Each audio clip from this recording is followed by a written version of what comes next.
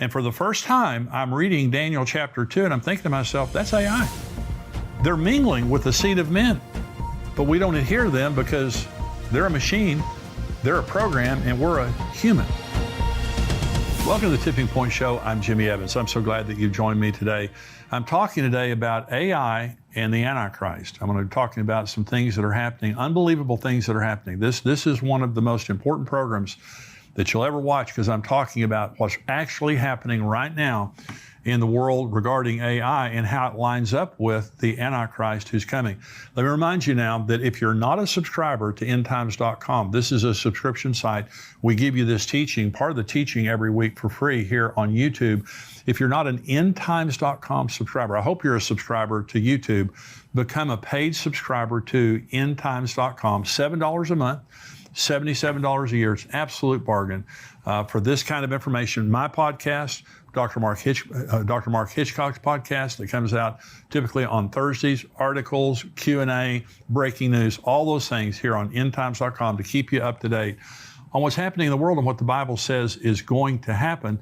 Let me also remind you, we have our prophecy conference coming up on September 16th of this year. It's going to be Jonathan Cahn, Rabbi Jonathan Cahn, Dr. Mark Hitchcock, Ed Young, who's the pastor of Fellowship Church. We have Dr. Tony Evans this year, Billy Crone, myself. We're going to have, and it's going to be during Rosh Hashanah, very special time. Go on endtimes.com and you can see there about the prophecy conference, and we have reserved seating. You can actually reserve your exact seat. The seats range from $99 to $149, but if you're an endtimes.com paid subscriber, you get half off. We also have streaming where you can be at home and stream or have your church streaming, $49. If you're an endtimes.com subscriber, it's half off. So you get a lot of great deals just by being a subscriber. So if that's something that interests you, I want you to go on endtimes.com, become a subscriber, sign up for our prophecy conference coming up. I want to talk today about AI and the Antichrist and answer some questions. I'm going to make some personal comments here that are kind of shocking, but I believe they're true. Now let's start in Daniel 12, because what we see happening right now is the fulfillment of Daniel 12. There's absolutely no doubt about it. Now, Daniel's a very prophetic book. The 12th chapter is the last chapter of the book of Daniel. And here's what it says. It says, "At that time, Michael shall stand up, the great prince who stands watch over the sons of your people, and there shall be a time of trouble, such as never was since there was a nation, even to that time. At that time your people shall be delivered, every one who is found written in the book. And many of those who sleep in the dust of the earth shall awake, some to everlasting life, some to shame and everlasting contempt. Those who are wise will shine like the brightness of the firmament, and those who turn many to righteousness like the stars forever and ever. But you, Daniel, shut up the words and seal the book until the time of the end. Many shall run to and fro, and knowledge shall increase." And so this is talking about the tribulation. There's going to be a horrible period of time. And at the end of that horrible period of time, God is going to save the remaining nation of Israel. Only 1/3 will survive, but he's going to save them in one day. And at that time, he's going to resurrect the dead at the end of the tribulation. The righteous dead are resurrected before the millennium. And he's then told, seal this book. Seal the words of this book until the time of the end. And you'll know the time of the end has come because many will run to and fro. Travel will increase and knowledge will increase. Okay, so travel and knowledge increasing is the way that we know that we're at the end. Well, in our generation, you see, Israel became a nation in 1948. People did not travel commercially on airplanes in 1948. It was too expensive for the average person. That didn't happen until the 1960s, 70s, and especially the 80s and 90s. And so, of course, today we have commercial space travel, people paying up to go up into outer space. But if you walked into DFW Airport, which is about 5 miles from where I'm sitting right now, you're breathing oxygen someone breathed yesterday in China, from all over the world. And so it's a very small world in this generation because travel has increased, but also knowledge has increased. Now, this is from industrytap.com. In 1982, Buckminster Fuller created the knowledge doubling curve. He noticed that until 1900, human knowledge doubled approximately every century. By the end of World War II, knowledge was doubling every 25 years. Today, things are not as simple as different types of knowledge have different rates of growth. For example, nanotechnology knowledge is doubling every 2 years and clinical knowledge every 18 months. But on average, human knowledge is doubling every 13 months. But according to IBM, the building out of the Internet of Things will lead to knowledge doubling every 12 hours. Well, now that's where we are right now. We're at a place right now where knowledge is doubling in an incredibly fast rate because of AI. Now, 2023 is the year of AI. This is the year ChatGPT and AI has gone viral. It's all over the earth.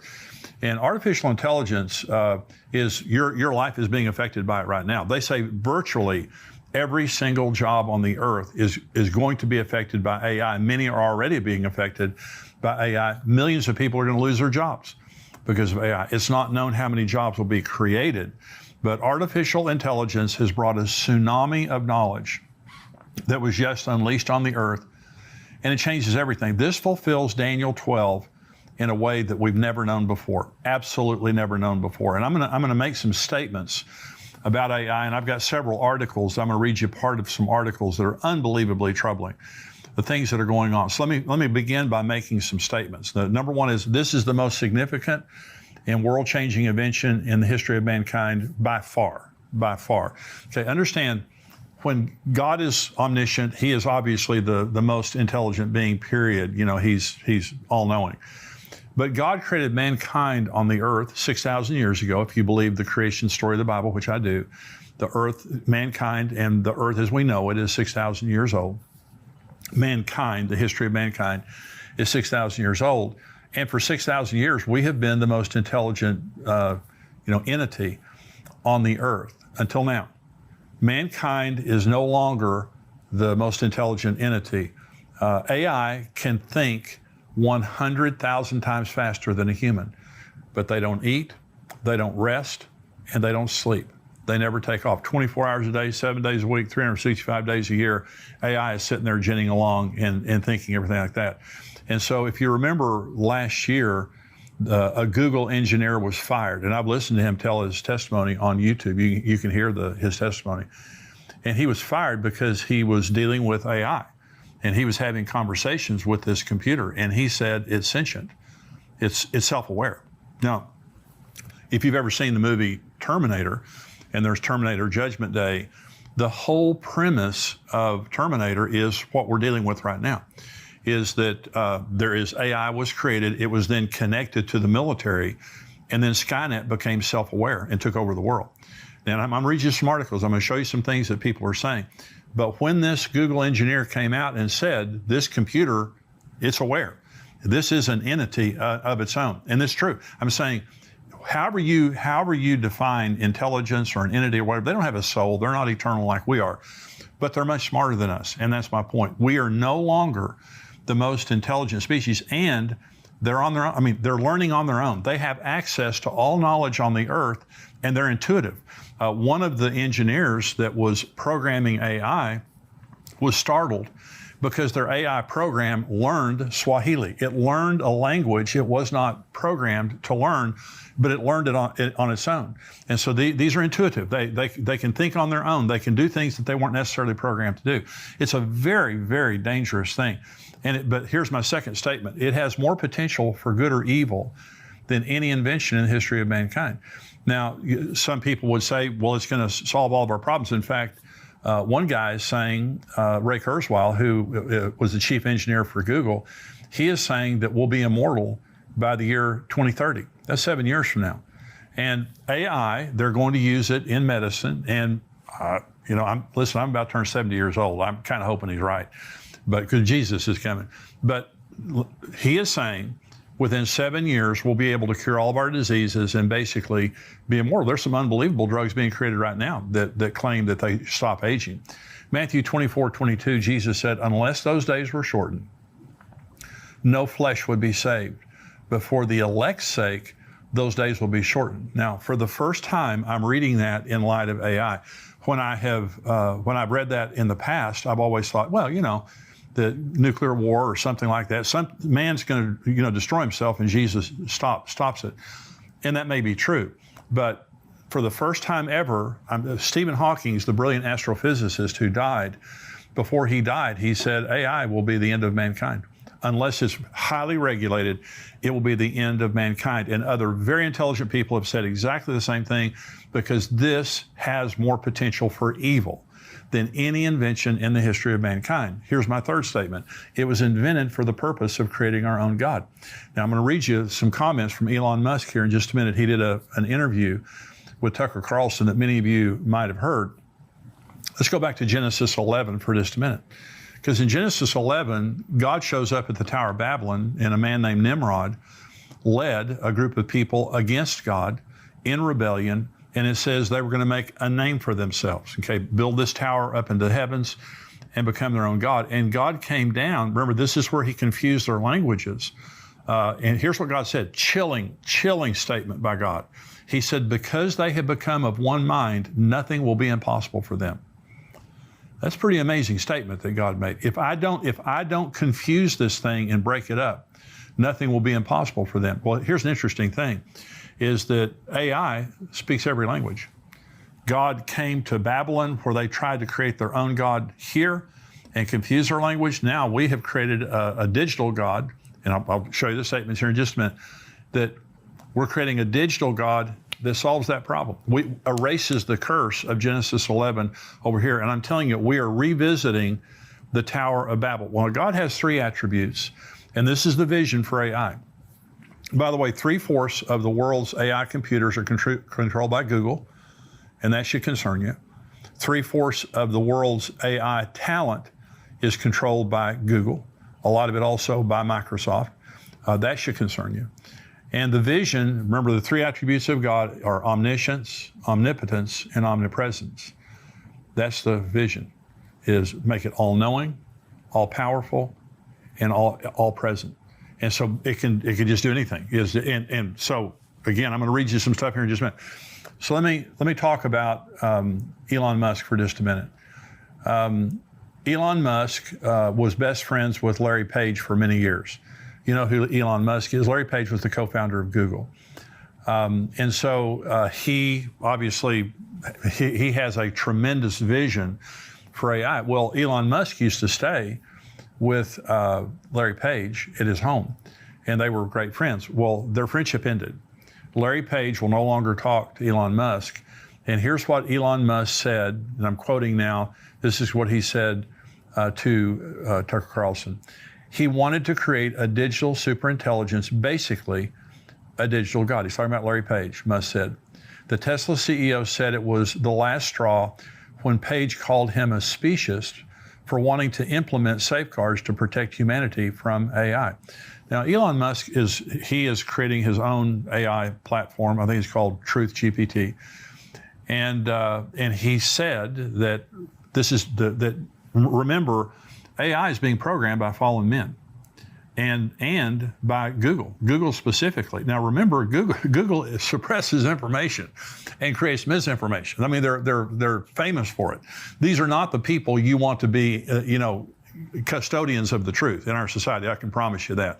And that's part of the problem. But Elon Musk is saying to Larry Page, Larry, you've got to create some safeguards here. This is dangerous technology without safeguards. It makes Larry Page so mad, he cuts off his relationship with Elon Musk, and he calls him a speciesist. Well, let me tell you what speciesist means, because this is very, very troubling. If you're a sexist, it means you think there's one sex better than the other. If you're a racist, it means you think that one race is better than the other. If you're a speciesist, you think humanity is better. I do.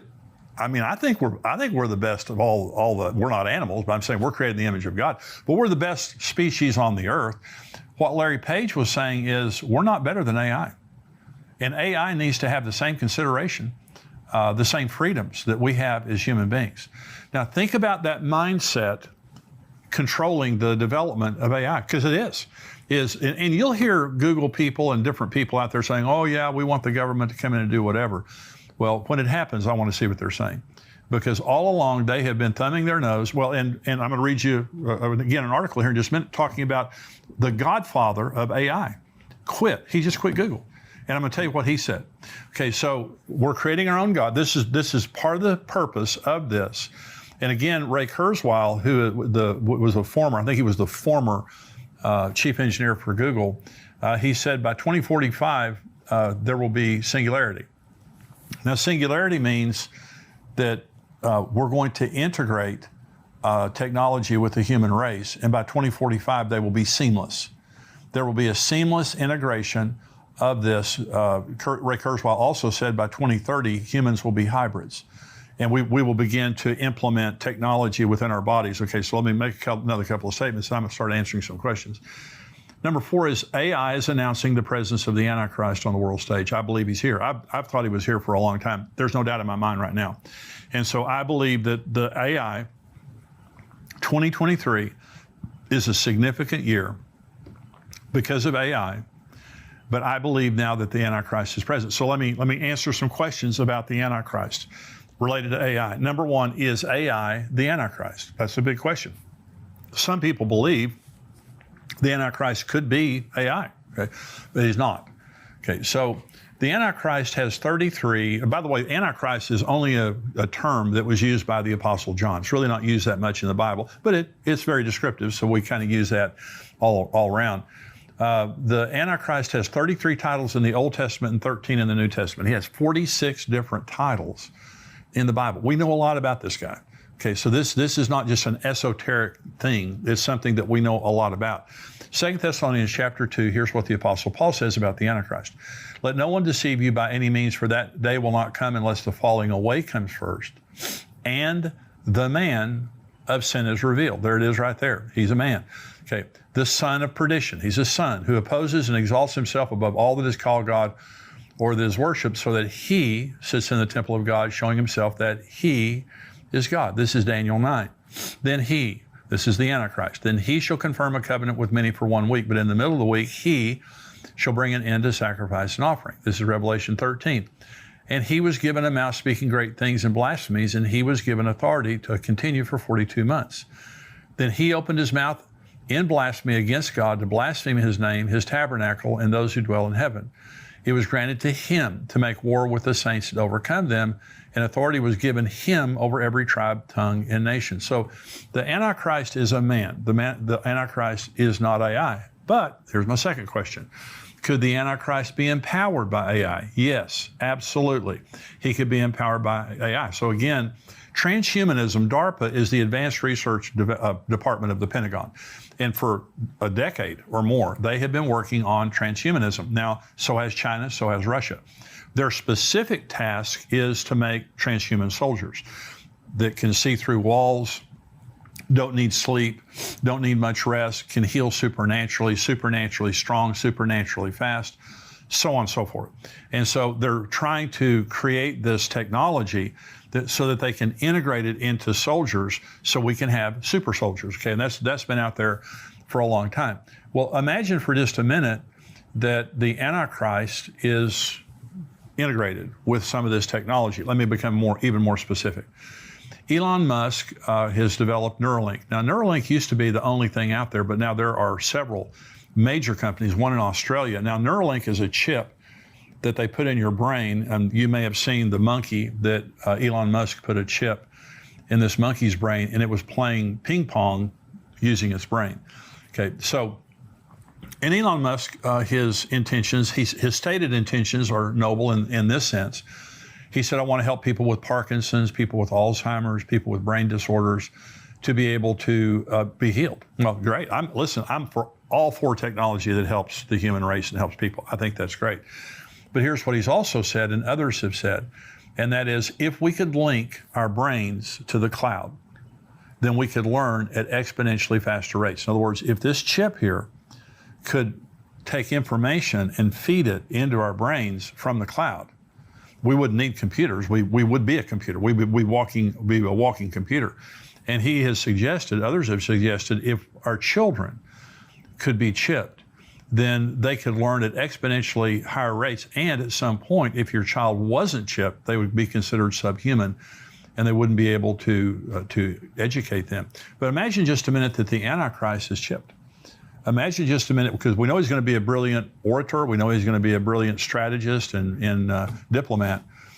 What if he can just seamlessly pull up the answer to any question? What if he could seamlessly pull up any language and speak any language? Maybe he's going to be one of the first that's going to use technology. That's possible. But let me go to my next question, and this is the big one. Will the Antichrist use artificial intelligence to deceive and control the world? Absolutely. This is the big point. Okay, so is the Antichrist AI? No. Will the Antichrist use AI to do what he does? Maybe. But he will deceive the world through AI. He will use AI to deceive the world. Again, the big tech is engineering AI. Okay, so, and they're notorious for this. By the way, when AI doesn't know an answer, it hallucinates. It's unbelievable. Now, this is a problem with all AI. It has the same problem. So you ask it a question assuming that you're going to get the right answer, that you're going to get a truthful answer. Okay, well, and it may be. They use an example of this, that they asked AI a question and it answered it, and part of the answer was correct, but then AI said, and you can read these 5 books that will tell you more about this subject. All 5 of those books were make-believe. They weren't real books. It was unbelievable, though. It was so unbelievably believable. And listen, this takes about a second. In a second or 2 or 3, when you ask AI a question, it's instant. You can say, and I've got some friends doing this right now, letting AI write for them, and it says, okay, I want you to write an article, or I want you to write a chapter, and these are your parameters. Boom. In a few seconds, it pops it out. It's unbelievable how good it is. It's unbelievable. And so, but it hallucinates. In other words, it will lie. So Elon Musk was being interviewed by Tucker Carlson, and he kept referring to the dangers of AI, the dangers of AI. So finally, Tucker stopped him and said, be specific. What is it that worries you the most about AI? And he said, misinformation. He said, as it learns to write and communicate and be persuasive, it could be writing social media posts, and he said, we wouldn't know it. It would be able to write social media posts and cover it up, and we wouldn't know who it is. But it could basically deceive the world. It could mass disinformation. Then I think it was the founder of ChatGPT. I was listening to an interview that he gave, and they asked him, what worries you the most about AI? And he said, mass disinformation. Same thing. And by the way, when you hear these so-called experts being interviewed, they admit they don't know. There's a lot of things about this they don't know. Well, there was a reporter for the New York Times, and he was talking to AI. He had, I think it was like an hour or 2 long conversation with AI, just trying to see, what does this thing do? Well, he was so bothered by the conversation, he couldn't sleep that night. And in the conversation, the AI tried to convince him that he didn't love his wife, but he was actually in love with the AI. And let me make another prediction. Now, if Jesus tarries, there are going to be robots, like now the sex dolls and things like that they're making. People will be marrying these things within a few years. Within 5 to 7 years, you're going to see unbelievably, because all technology is about to go into a new reformation. AI is going to change everything. But what you're going to see is unbelievably sophisticated robots that you can program the personality. You can program them to do anything that you want them to do, and you don't get any lip anymore from your husband. You don't get any lip anymore from your wife. You don't have to put up with any attitudes or anything like that. You've got this servant of yours that's smarter than all get out, looks any way you want him to look, and acts exactly the way you want him to act. And trust me, people will be going in droves to that. And so what you have right now is AI will give those it serves the ability to deceive and control the world in ways we've never known before, period. It's happening right now. It's the major concern of the people that know about AI. And that's why I believe the presence of the AI is announcing the arrival of the Antichrist. It will be a major tool in ushering in his reign of terror. Listen to 2 Thessalonians chapter 2. The coming of the lawless one is according to the working of Satan with all power, signs and lying wonders, and with all unrighteous deception among those who perish, because they did not receive the love of the truth so as to be saved. Now, so there's the one scripture in Matthew 24 that I told you about that, and it says that unless those days had been shortened, no flesh would have survived. And for the first time, I'm reading that in light of AI.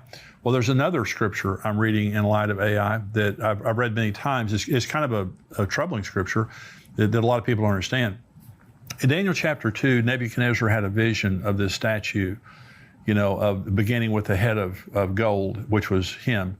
And it ended with the toes. This is the Antichrist kingdom, the last kingdom on earth. the toes, 10 toes, which are the 10 kingdoms of the Antichrist, 10 kings that will rule with him for 1 hour, for just a short period of time. But it's these 10 toes, and it says they were clay and iron mixed together. And this is the verse that I read that I began to see in a different way. And it says, and they will mingle with the seed of men, but they will not adhere any more than clay adheres with iron. They will mingle with the seed of men, but they won't adhere any more than clay adheres to iron. They will mingle. Well, so some people would say, well, Jimmy, hey, there's been supercomputers out there for a long time, you know, and you're getting all worked up over this AI thing. They've been out there for a long time. Mm-hmm. Yeah, you're right. They've been in warehouses and buildings, you know, just ginning and doing all their thinking, all that kind of stuff. You're exactly right. AI is among us, and it's intuitive.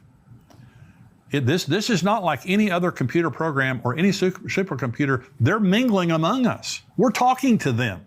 We're interacting with them every day. Millions and millions and millions of people, and more every day, are now talking to and receiving influence. They're telling